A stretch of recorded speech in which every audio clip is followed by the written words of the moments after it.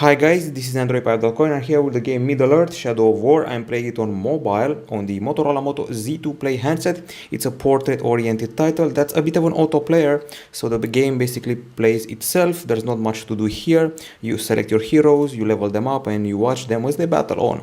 So we got these heroes here, plus one more unlocked, so we can create multiple parties. We also have an orc friend, and let's go to the battle. Enemies come in waves, they also have a boss, and that's what the graphics are like. The game is portrait-oriented, the characters attack automatically, and you only have 3 controls over them. You can double tap a foe to focus on it. You can press on each character's abilities to apply it, and also you can drag down a fellow to turn him away from the path of the danger so you can properly recuperate. Of course, there's also auto battle, and I just showed you 2 features, so I said there's 3 of them. One of them involves dragging up to use a special attack. So those are the controls. Now let's call the orc. So now we're a party of 5. After you beat an orc, you can summon him, you can make him join you, or you can execute him and get some runes. And I was actually surprised by how many upgrades you can apply in the game. The graphics, I would say, are reasonable, but in the end the gameplay is kind of basic. You have to basically do nothing but wait, keep grinding, and just tap every once in a while. It's a cinematic experience for sure, and it's part of the Lord of the Rings experience. As you know, the game Middle-earth Shadow of War is also available on mobile, of course, and on the PC and the console as a standalone game. That one is certainly more complex, but it has the same hero. It's called Talion, and he fights orcs, of course. There's still the Nemesis system, and this time you can also get various characters to join you, create a sort of mighty posse.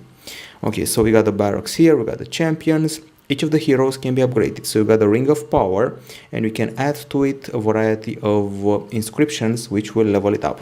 And here we have the runes. You can tap to attach a rune, you can equip it, you can craft it. And here we have the special powers which can be upgraded by spending coins. As you can see, we have coins, we got diamonds, and of course we have a sort of energy meter, as it usually happens with freemium games. Lady Marwen is in charge of the healing.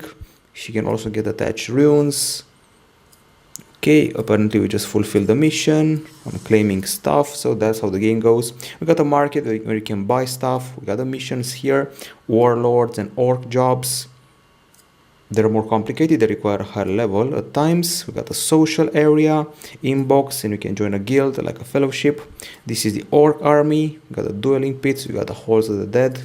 So you have to unlock a lot of stuff to really be able to enjoy everything. And this is my inventory. You got the tomes, runes, and inscriptions. All of them can be added to characters to level stuff up. So let's go back to the main area. There's a stronghold here which should produce items. Well, let's increase capacity. Okay, that's more like it. Go to campaign, Minas Morgul, choose the battle. You can see those enemies. This guy looks pretty powerful. He's an archer. Select battle, choose your party, and the orc is resting for now. He has a cooldown period.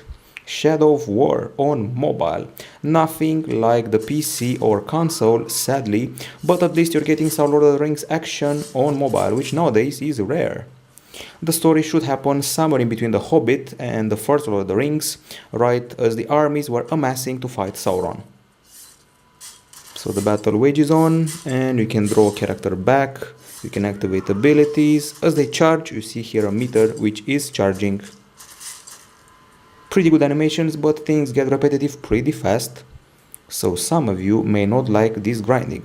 On the other front, you can easily progress by grinding and leaving the phone to do its own job as you read a book, watch a movie, or maybe play the very same game on the console. And then when you get the cool characters, you get the cool attacks, and you enjoy this title, and maybe get some unlockables to apply to the console version. It usually happens so I've seen many games which on mobile let you unlock stuff that can be used in the full-fledged game on the PC or on the console. This is it. Victory again. We get 3 stars. If one character had died, we'd have gotten less stars. Okay, we go back here. You can also select a harder level, but that only happens later on. More unlockables, achievements. We defeated a lot of orcs, it seems, and that's the game in a nutshell. Here you can see my stats. leaderboard, achievements, the realms, the settings.